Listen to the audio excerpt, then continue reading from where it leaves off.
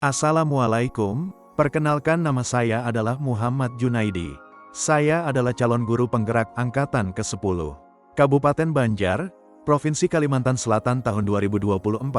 Izinkan saya memaparkan tugas aksi nyata saya pada modul 1.1 tentang filosofi Ki Hajar Dewantara.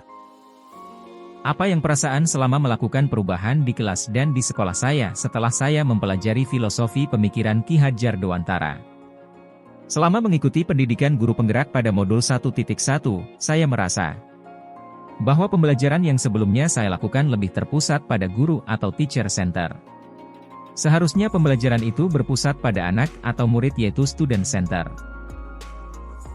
Karena pembelajaran yang saya lakukan hanya berpusat pada guru, sehingga murid kurang mengeksplor kemampuannya sendiri, kurang mandiri, dan tidak memiliki kebebasan dalam berekspresi. Seharusnya saya menerapkan pembelajaran yang berpusat pada murid. Berdasarkan hal tersebut, dalam pendidikan guru penggerak, saya banyak belajar tentang filosofi pemikiran Ki Hajar Dewantara, sehingga saya dapat memperbaiki pembelajaran yang telah saya lakukan sebelumnya.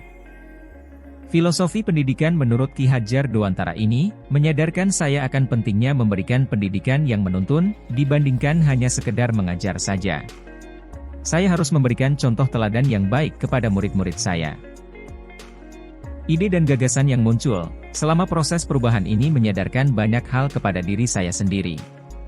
Salah satunya adalah saya dapat mengubah metode pembelajaran yang sebelumnya saya lakukan yaitu teacher center menjadi student center dengan menerapkan nilai-nilai kolaboratif, aktif, mandiri, dan berani. Praktik baik. Aksi nyata yang dapat saya lakukan dalam memperbaiki proses pembelajaran saya sebelumnya yang sesuai dengan filosofi Ki Hajar Dewantara adalah, dengan cara melakukan perencanaan dengan baik, pelaksanaan dengan penuh tanggung jawab, dan melaksanakan refleksi dari pembelajaran tersebut, yang bertujuan untuk memperbaiki pembelajaran yang akan datang. Pada tahapan perencanaan, saya berusaha semaksimal mungkin, untuk membuat perencanaan pembelajaran yang berpihak kepada murid. Selain itu juga, saya melakukan koordinasi dan komunikasi langsung dengan kepala sekolah terhadap perencanaan pembelajaran yang saya ingin lakukan nantinya. Pada tahapan pelaksanaan, saya melakukan pembiasaan kepada siswa untuk bisa melakukan doa secara bersama-sama. Hal itu juga dilakukan tidak lain dan tidak bukan adalah untuk membantu murid dalam membangun nilai-nilai kolaborasi atau kerjasama. Selain itu juga untuk menumbuhkan karakter religius pada murid. Pembiasaan yang baik, seperti berdoa sebelum belajar, adalah bentuk menuntun murid untuk memaknai rasa syukur karena bisa bersekolah dengan keadaan sehat.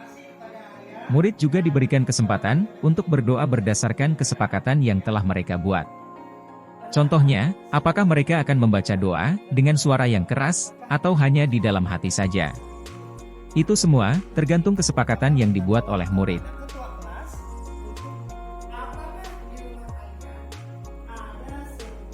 Dalam pelaksanaan pembelajaran, saya juga menggunakan media pembelajaran dengan bantuan teknologi. Murid juga ikut berperan aktif dalam proses pembelajaran di dalam kelas. Hal tersebut sejalan dengan pemikiran Ki Hajar Dewantara. Pendidikan yang sesuai dengan kodrat zaman, dan pembelajaran yang berpusat pada murid.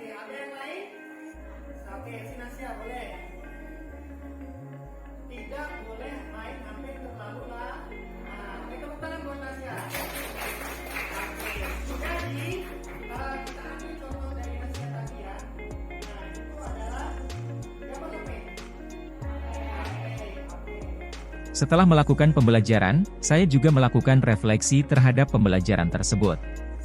Terdapat tantangan dan solusi yang dapat saya temukan. Yang pertama adalah tantangan. Saat pembelajaran dengan kondisi kelompok, masih ada beberapa murid yang tidak ingin bekerja sama dengan temannya, hanya diam saja dengan mengandalkan temannya. Yang kedua adalah solusi dari tantangan tersebut. Solusi yang saya lakukan adalah melakukan bimbingan secara personal, dan melatih mereka untuk bisa bekerja sama dalam kelompoknya.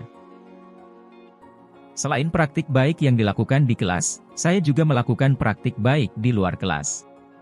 Karena hal tersebut sesuai dengan pemikiran Ki Hajar Dewantara bahwa pendidikan itu adalah menuntun dan menemukan potensi terbaik murid, baik di dalam kelas maupun di luar kelas yang berada di lingkungan sekolah.